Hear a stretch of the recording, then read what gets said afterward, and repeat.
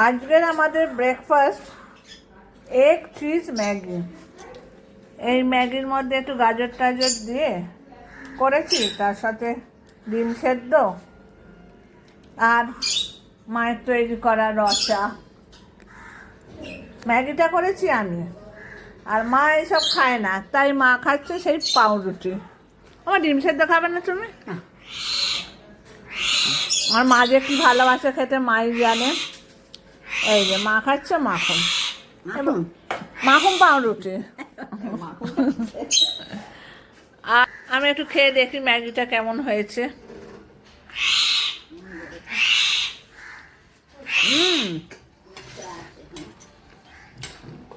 খুব ভালো হয়েছে।